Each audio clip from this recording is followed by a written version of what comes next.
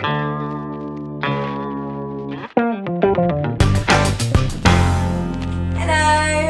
welcome to Napping Part 2. For those of you guys who haven't seen Napping Part 1, go watch it. It's a couple of videos back. This is sort of a continuation from that one. It's going to provide you with 7 benefits of napping. Definitely go watch that now. It's right there. Yep, go on, go watch it. For those of you who have seen Part 1, welcome to Part 2. I'm going to get straight into this video with what time is the best time to nap, or the duration. So, Sarah Mednick, who is the author of Take a Nap, Change a Life, has suggested that 90 minutes is the perfect time to nap because it allows you to go through all stages of the sleep cycle. Now, there are 5 stages of the sleep cycle, and each stage is responsible for different things. REM sleep, for example, is responsible for moving your short-term memory into your long-term memory. There's another stage of the sleep cycle that is responsible for energy and stamina. So they all have different purposes, and 90 minutes allows you to get through all of them so you can reap the benefits of all of them. But for most of us, it's not really practical to just take 90 minutes out, and you're probably going to get questions asked at work why you're taking an hour and a half out of your work time. So the National Sleep Foundation has actually recommended that 20 to 30 minutes is a great span of time to nap to avoid sleep inertia, aka grogginess. So I would probably suggest giving yourself, especially if you're just starting to nap, give yourself a half an hour gap. Give yourself 5 minutes to try and fall asleep, because that might be a little bit of an issue at the beginning. 20 minutes to nap, and then give yourself 5 minutes to sort of wake up, and then play around with those times to see what works for you. 15 minutes might be okay for some people, but then 20 minutes might be okay for someone else, and then maybe somebody else finds that 30 minutes works for them best. It's all what you find that personally works for your own body. There was also some research to suggest that a 20-minute nap 8 hours after you wake up is a great time, and Sarah suggests napping, I think, at the hours between 1 and 3 p.m, but that's on the assumption that you go to bed at around 11 p.m. at night, 11:12 at night, and then wake up between 6 a.m. and 8 a.m. I'd definitely say that I'm usually going to bed at those times and waking up at those times, and it's probably best to do your nap before 4 o'clock to avoid it interfering with your nighttime sleep. So yeah, that's another good tip. What else have I got here? Oh yeah, there's another one. If some of you guys think that the 20-minute nap is still too much time, there's actually been some research that has found that 6 minutes is also very beneficial, mainly so for memory recall and retaining facts. I used to actually take 3-minute naps in my A-levels. I used to set my clock for 3 minutes, fall asleep and wake up. And I used to do that all the time, so I guess there's some benefits in those short-term naps too. What else have I got here? I think I've pretty much said everything. Yeah, I was going to say, a lot of you might also be thinking, okay, but where am I supposed to nap? Okay, if you're a student, you can nap anywhere. I used to nap in the library. No one's going to say anything. You're a student, you can do whatever you want. I used to just nap on my desk. If you're at work, most people get an hour off for work, so go eat your food, take half an hour for that, and then take half an hour and go to your car and nap. That's perfectly fine. So, okay, that is all that I can think of for duration and timing. I'm going to go straight now into the 5 tips. Actually, I just thought of another one, 6 tips. 6 tips is a bonus tip there. How you can make your naps,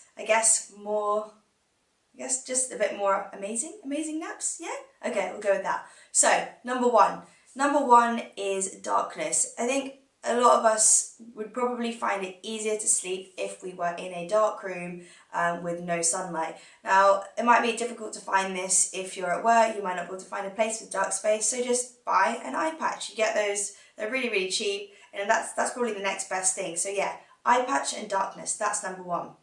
Number 2, this is a tip that I used to do also when I was in my exams, is, well, I like to call it a Nappuccino. So what you do is you have a coffee, you drink the coffee, as soon as you drink the coffee, go take a nap. By the time you wake up, the caffeine's hit you, the naps hit you, and you've just got a massive energy boost. For some people this might not work. Caffeine, obviously people can have varying sensitivities to caffeine. For me, it's fine. Caffeine I mean, a little bit of caffeine doesn't really affect me, so that's another great way I can get an energy boost. So number 3 is definitely set an alarm. You don't want to be stressing out about sleeping over time, and yeah, it's just stressful if you think you're going to sleep. So if you sleep over time, so if you set your alarm, you know that you're going to wake up in 25 to 30 minutes, and you've got nothing to worry about. Yeah, so that's number 3, set an alarm. Number 4, now this is really, really important. It's really important to be consistent, because just like your body knows when it's usual time to go to bed, because you have like a not a sleep cycle, but kind of just like, what's a body clock? Yeah, body clock. You go to bed at a certain time every night, your body naturally starts to get tired. If you consistently take naps at 1 p.m. every day for 20 minutes, first of all, it's going to be easier to fall asleep, so you could fall asleep quicker than 5 minutes. The more, I mean, at A-levels, when I was doing my 3-minute naps, I could fall asleep with the drop of a hat.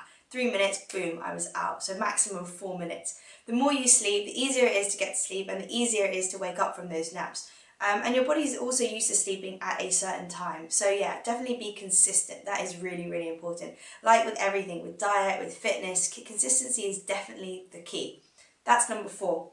Number 5, I've got here, be discreet. It's not very professional to fall asleep at your work desk. So like I mentioned before, go find a conference room. I actually read, who did I read about that? Someone used to go take naps in a closet. You can take naps in a closet, you can nap anywhere. So yeah, be discreet, find a dark conference room or your car, like I said, just to avoid anyone kind of watching over you and making any negative comments, especially in the work environment. I think that's really, really important. If you're at university, I mean, it's fine. Go sleep wherever you want. Got my permission. Actually, you don't have my permission. I don't want you to get in trouble. But yeah.